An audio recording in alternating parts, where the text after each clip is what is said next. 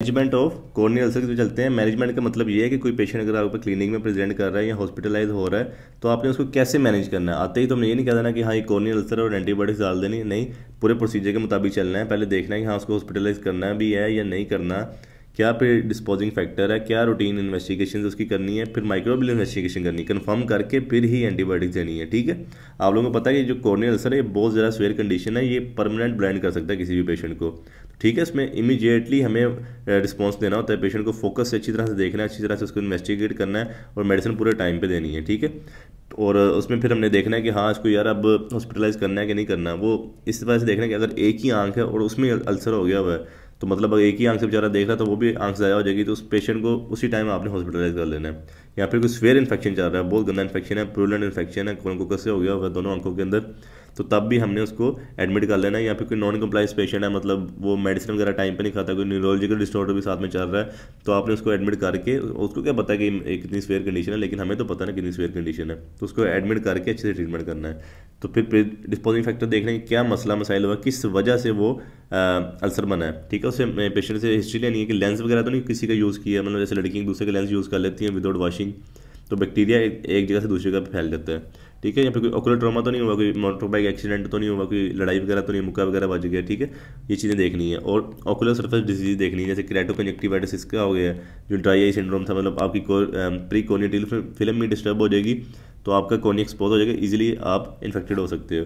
या फिर दूसरा कोई हो सकता है जैसे प्रोप्टोप्सिस हमने पढ़ा था हाइपरथायरॉयडिज्म के केस में, तो सारी मतलब आँख एक्सपोज हो जाएगी तो ईजिली कॉर्नियल अल्सर हो जाएगा। और दूसरी चीज़ क्या है कि सिस्टेमिक इम्यूनो सप्रेशन हुई है, तो आप लोगों ने देखना कि हाँ क्या वो कोर्टिकोस्टेरॉइड्स वगैरह तो नहीं ले रहा, उसकी वजह से आपको पता है कि आपकी इम्यूनिटी डिक्रीज हो जाती है। या फिर कोई बड़ा डिसऑर्डर तो नहीं चल रहा है, HIV वगैरह, तो अगर तो उनकी इम्यूनिटी डिक्रीज होगी तो बहुत ज़्यादा चांसेस है कि वो बैक्टीरिया से इन्फेक्ट हो जाए। और फिर दूसरा रूटीन इन्वेस्टिगेशन करनी है। रूटीन इन्वेस्टिगेशन के अंदर आ जाएगा ब्लड CP करना है कि कोई मतलब कॉपर वगैरह तो नहीं ब्लड का ज़्यादा हुआ उनके अंदर, आपको पता है विल्सन डिजीज हो जाती है, इसके अंदर वो गोल्डन सीरिंग बन रही होती है आँख के अंदर। फिर ESR करना है टेस्ट, जो कि ब्लड सेल्स में हम देखते हैं कि इन्फेक्शन वगैरह तो नहीं चल रहा है रेड ब्लड सेल के अंदर। फिर ब्लड शुगर चेक करो, क्योंकि आपको पता है साइलेंट डिजीज़ है डायबिटीज़ मेलाइटस, तो अक्सर कहा तो ये पेशेंट मिस कर जाते हैं, मतलब डॉक्टर मिस कर जाते हैं, तो इस चीज़ को भी आपने इन्वेस्टिगेट करना है। और यूरिन डिटेल रिपोर्ट देनी है, अगर कोई STD वगैरह चल रही होगी तो वो भी हमें पता चल जाएगी। फिर माइक्रोबायोलॉजिकल इन्वेस्टिगेशन करनी है। ठीक है, आप लोगों ने अब फाइंड करना है कि हाँ बैक्टीरिया है कौन सा है।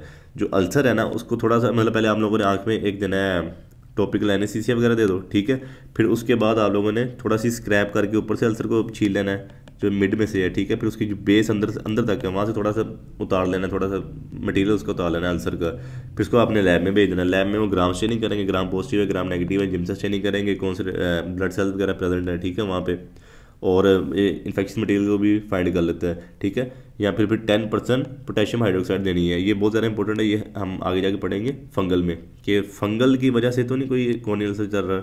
ठीक है, डिफ्रेंशिएट करने के लिए बैक्टीरिया को फंगल से। और फिर बाद में कल्चर देखेंगे, कल्चर मतलब कौन सा बैक्टीरिया एग्जैक्टली, इसमें ग्राम नेगेटिव है ग्राम पॉजिटिव है, कल्चर में हमें एग्जैक्टली पता चलेगा कौन सा बैक्टीरिया है।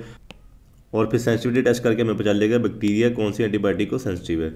और अब हमारा ट्रीटमेंट आ जाएगा। ट्रीटमेंट मतलब मेडिकेशन क्या करनी है। आप लोगों को पता है कि 4 तरह के मसले मसाइल चल रहे हैं। एक तरफ इन्फेक्शन चल रहा है, दूसरा पेशेंट पेन से मर रहा है, क्योंकि आपको पता है कि वो हाईली इनर्वेटेड एरिया है, बहुत ज़्यादा पेन हो रही होगी। पेन को सबसे पहले ट्रीट करो, साथ में इन्फेक्शन को ट्रीट करो। ठीक है, और तीसरा मसला होगा कि डेस्मेटोसील है, वो मैं आगे जाके पढ़ाऊंगा उसको कैसे ट्रीट करना है। और अगर कोई परफोरेटेड अल्सर हो गया होगा, मतलब वो अल्सर फट चुका हुआ है, तो उसको कैसे ट्रीट करना है। वो 2 अलग कंडीशन है। ठीक है, वो अलग से SCQ जाते हैं। लेकिन जो अब हम पढ़ने लगे हैं कि जो इन्फेक्शन को कैसे कंट्रोल करना है एंटीबायोटिक्स दे के, और साथ में जो पेन को कैसे रिलीव करना है जो पेशेंट प्राइमरी स्टेज में प्रेजेंट करेगा। तो इन्फेक्शन कैसे कंट्रोल करना, आप लोगों को पता है कि बैक्टीरियल इन्फेक्शन है तो एंटीबायोटिक्स तो देंगे। और एंटीबायोटिक्स कैसे कैसे देनी है, एक तो टॉपिकल एंटीबायोटिक्स देनी है, आप लोगों को पता है। ठीक है, उसके अंदर हमने जेंटामाइसिन वगैरह होगी, सिप्रोफ्लॉक्सासिन, ओफ्लॉक्सासिन, मॉक्सीफ्लॉक्सासिन, ये सारी फैमिली की ड्रग्स दे के ड्रॉप्स की फॉर्म में देनी है। डिपेंड करता है कितनी सीवियरिटी कितने ड्रॉप्स देने हैं आप लोगों ने दिन के अंदर। ठीक है, और साथ में फिर एंटीबायोटिक ऑइंटमेंट्स भी देनी है, मतलब क्रीम भी दे देनी है साथ में, कि रात को सोने से पहले लगाए ताकि लॉन्ग टर्म इफेक्ट आए। ये ना हो कि रात का बैक्टीरिया फैलता रहे और दिन में हम ड्रॉप्स डालते रहे। ठीक है, तो रात के लिए भी हमने पॉलीफेक्स वगैरह, मॉक्सीफ्लॉक्सासिन, सिप्रोफ्लॉक्सासिन वगैरह की कोई ना क्रीम दे देनी है आँख में डालने के लिए। और दूसरा ये होगा कि सबका इंजेक्टेबल इंजेक्शन भी देना है हमने। उसके अंदर आ जाएगा 0.5 ml ऑफ जेंटामाइसिन वगैरह। आप लोगों को पता है कि सामने हमारा सारा का सारा लिम्बल है, तो इस जगह पे आपके पास सारा कंजक्टिवा साइडों पे। ठीक है, इस जगह पे लिम्बल के एरिया के करीब सब कंजक्टिवा के नीचे जाके थोड़ा सा ना इंजेक्शन दे देना आप लोगों ने जेंटामाइसिन का, एंटीबायोटिक का। और फिर सिस्टेमिक एंटीबायोटिक भी जानिए, सिस्टेमिक एंटीबायोटिक इतनी ज़्यादा इंपॉर्टेंट नहीं है क्योंकि आप लोगों को पता है कि इसका तो वास्कुलर स्ट्रक्चर है ही नहीं, कॉर्निया के अंदर तो वेसल्स है ही नहीं है, तो सिस्टम से कैसे हमारी मतलब एंटीबायोटिक वहाँ पे जा सकती है।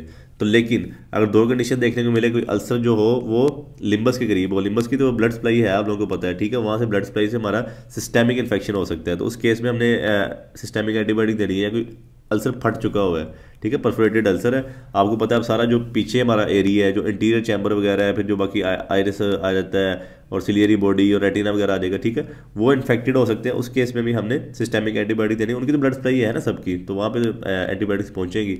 ये ना हो गया एंडोपैथेलमाइटिस हो जाए, मतलब कि जो हमारा एंटीरियर चैम्बर वगैरह या फिर एंटीरियर आई है जो कॉर्निया के पीछे है, उनकी इन्फ्लेमेशन ना हो जाए, तो उस केस में हमने उससे पहले कंट्रोल करने के लिए हमने सिस्टेमिक एंटीबायोटिक दे देनी है, ठीक है।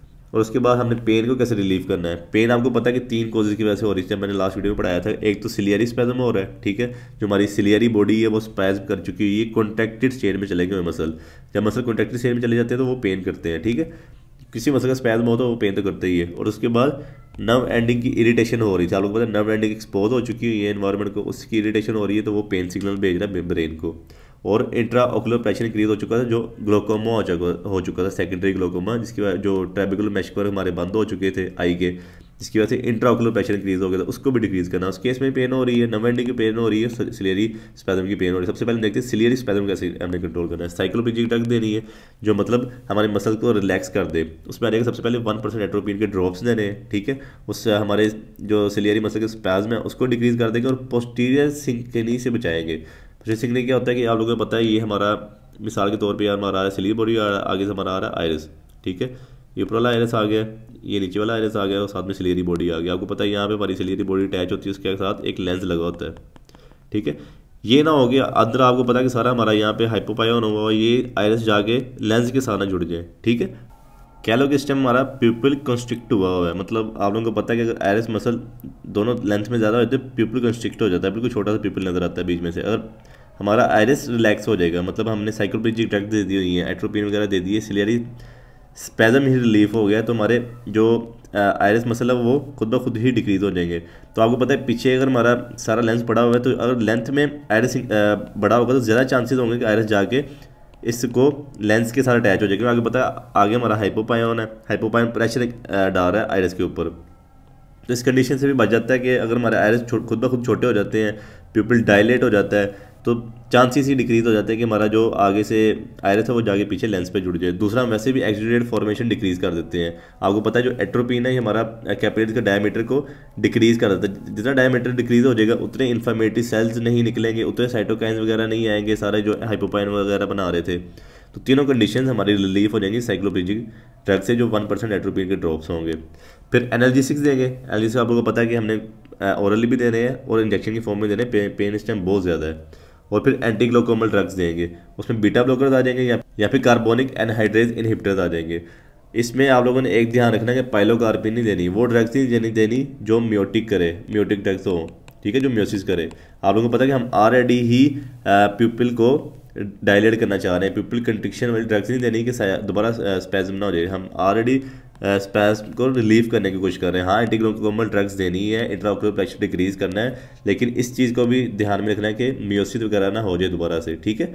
और ये म्योसिस भी करेंगे, मतलब जो दूसरी ड्रग्स होती है पाइलोकार्पिन वगैरह, और हमारा कैपिलरी का डायमीटर भी इंक्रीज कर देंगे, फिर से हाइपोपायन होना शुरू हो जाएगा।